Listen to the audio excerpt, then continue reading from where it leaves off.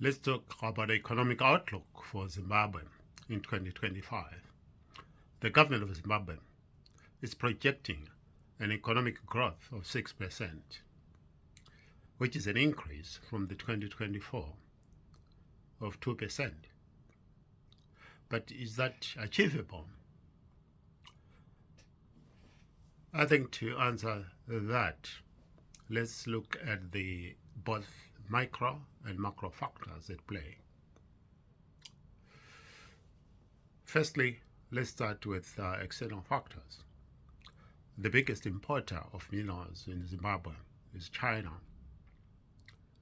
Projections for China is that the economy in China will be slower than last year in this financial year.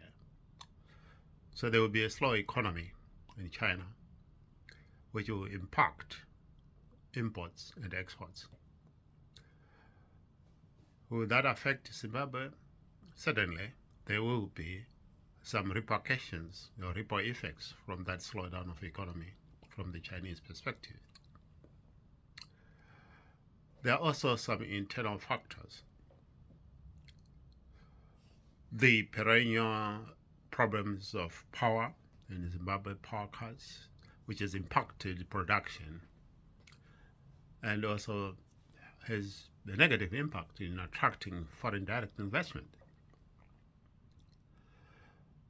There's also an issue of that the agriculture sector has slowed down to such an extent that in 2024, agriculture's contribution to economy was a negative. It contracted to minus 15%. Although the government is projecting that the agriculture will recover in 2025, thereby contributing to the GDP. And as a result, that 6% projection is also factoring in that there will be a good harvest for 2025, thereby contributing to the economy. But whether the contribution of agriculture alone will be enough to factor in the 6% growth rate will be yet to be seen. Fundamentally, the government itself need to look at factors that they can control. One of the control that is paramount is the fiscal discipline. The government has got the power to ensure that there is physical discipline within its ranks. Let me give you an example where there will be some challenges as far as the fiscal discipline is concerned. The government of Zimbabwe's budget for the 2025 was 270 billion. Again, this ZIG, this is not US dollars. But its expenditure projection is 276 billion. Already there is a deficit of 6 billion. How is the government of Zimbabwe going to plug in the deficit of 6 billion? For them to be able to meet, to crawl some of the expenditures so that they can meet the deficit of 6 billion, it requires high level of fiscal discipline within the government.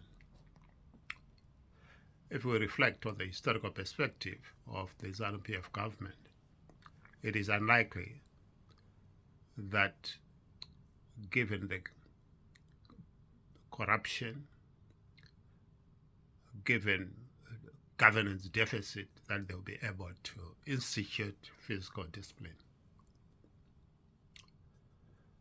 There's also a need for structural adjustments in the form of regulatory reforms. At the moment, Zimbabwe's infrastructure is not competitive for foreign direct investment.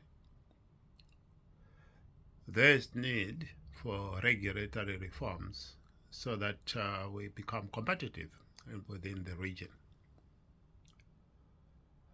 Things like regulations, rules, taxation, ease of doing business, making sure that we also tap into artificial intelligence and technology, and factor in both in terms of the applications of businesses, licensing, etc., etc. So that is an urgent requirement if Zimbabwe is going to be competitive, and thereby using that as a catalyst for growth. There is also need for improvement in the financial infrastructure. The Reserve Bank at the moment cannot be trusted as a regulator for managing finances. This is why we've got a high number of Zimbabweans not even banking their funds, instead opting in to keep their monies under some unorthodox means, which in a way also stifles economic growth. There must be flow of currency, flow of funds, if economic growth is to be realized. And that cannot be achieved if there is a lack of regulatory framework to manage and supervise, which the Reserve Bank have totally failed, given the subsequent, in terms of if we were to reflect on the previous monetary regime, both in terms of managing the new currencies and the launching of the ZIG at the moment. So yes, there are challenges, given that we are coming from a 2% growth. 6% to me seems far-fetched. Probably if it was 4%, one would say, okay, maybe the government this time around, given that there is prospects of an increase in production of agriculture, then probably we'll reach 4% of growth. We'll closely monitoring and analyzing to see how the economy of Zimbabwe is performing with respect to the projection of 6% growth rate.